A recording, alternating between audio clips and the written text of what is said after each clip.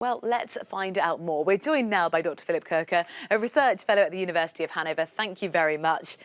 The economy minister's gone, and that was one of the Prime Minister's justifications to say, if the economy minister goes, maybe I will as well.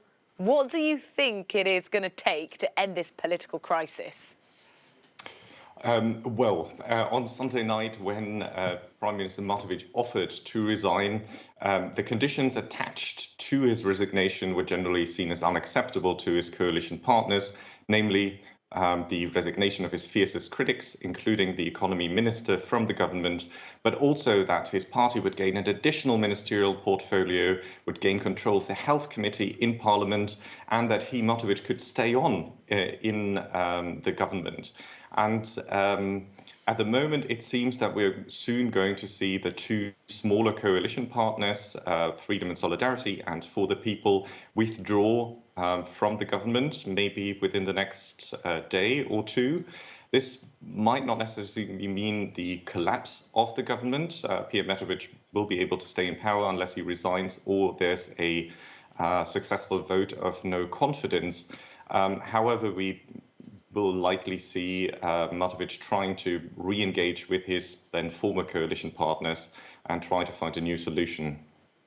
How likely is it that the conditions that the Prime Minister laid out will actually be met?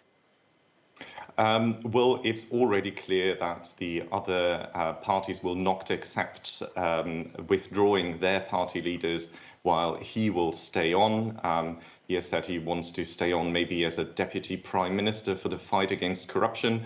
But if he really wants to do that, then he will probably have to accept that his fiercest critics, the leaders of the other parties, will also be once again at the cabinet table.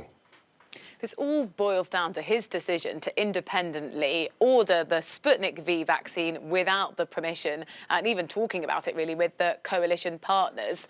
What really are his motivations? Is this personal? Is it political? Was it really motivated for the healthcare of the citizens? Where would you say his motivations lie?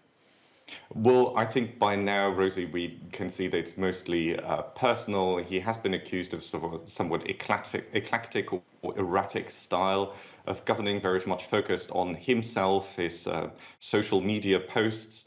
So now in hindsight, it appears also that the purchase of the Sputnik V vaccine was rather to bolster his own position against his coalition partners, present himself as the savior of the country, which is still one with the highest death rates, and also the demand for resignations of his critics point to the fact that this is now gone very personal and is not so much about the best of the country anymore.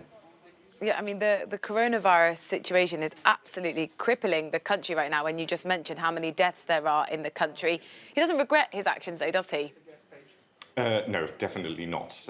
He does not take responsibility for the failures in combating the coronavirus.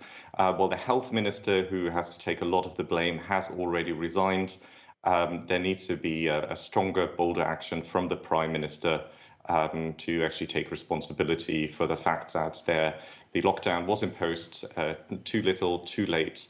There was too little coordination between the different health departments across the country, and probably also that the country did not order enough vaccines in the first place on the EU marketplace in the negotiations.